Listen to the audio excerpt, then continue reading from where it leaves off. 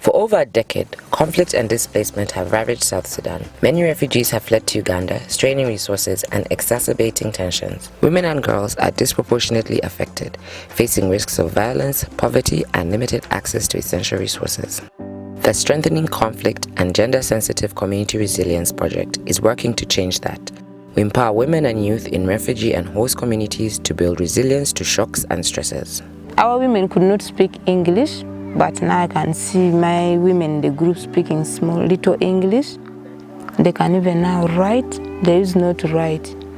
But when we meet, they can write their names by their own. They even have now experience. As you've seen, they can make soap. This is local soap. This knowledge all came from the group as formed by CARE. They even have small businesses they are doing in their own. Like me, for example, because of the saving, I saved my money. I've even banked a half of my money. I'm planning to buy a land.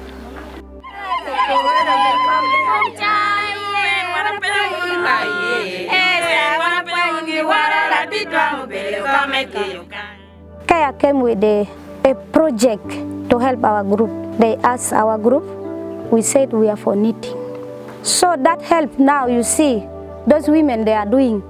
Out of that business of bed knitting, we have now 1,230,000. We came when we had nothing.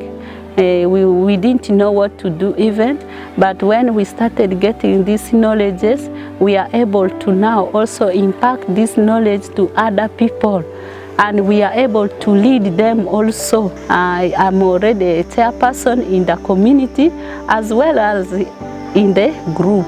So even in the community, I'm a teacher, and in the community, as I'm leading, we lead for 2 years. After, when it is gone, we also go back. It is so interesting, though we are not paid for, we feel that the knowledge is so much important for us, which has really changed our life. Even mere dressing, by then we didn't know.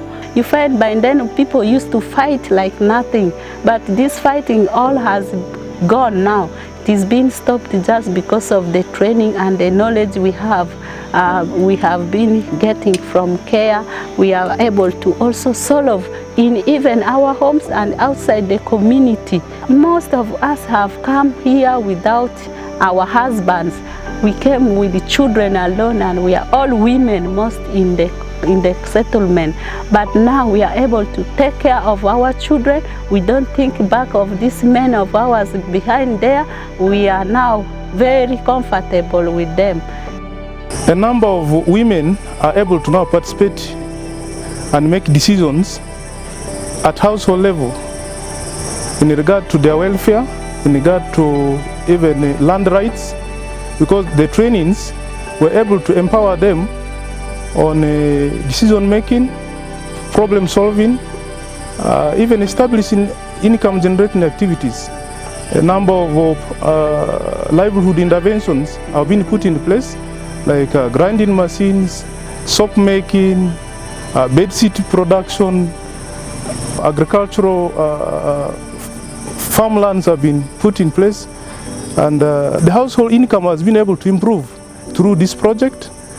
Before, violence was rampant, but when we do the awareness and the report, other people were trained how to overcome conflict.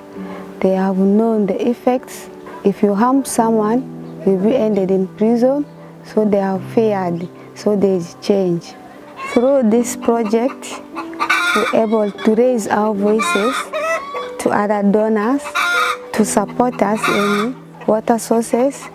For example, in my village, I have boreholes, and they support us with the taps. Through our voice, through our struggle as peace monitors, and now the struggle over water, it has stopped. The problem we face in stray animals, now we have created the bylaws. We don't release goats to move around. Although it is a dry season, we used to protect them so that we protect people's crops. We also supported in tree growing, like fruits, purples, jackfruits, guava. So we have been using different approaches on the project. These are gender transformative approaches, and one of it is Women Lead in Emergency. I've been working with 10 groups where we balanced host and refugee community. In the refugee community, we've been having 7 groups in different villages, and in the host community, we have 3. Women Lead operates or is guided by the 5 steps, which is reflection, analyze, co-creation, act, and learn. So when we build the capacity of women, for example, we use the gender equality framework, which looks at the agency that is developing an individual to understand who they are, to build their confidence, their self-esteem, to understand their skills, their potentials, and what they can do on their own. The Triple Nexus project was set to achieve 3 result areas. One was women leadership and voice. The second one was conflict management and resolution.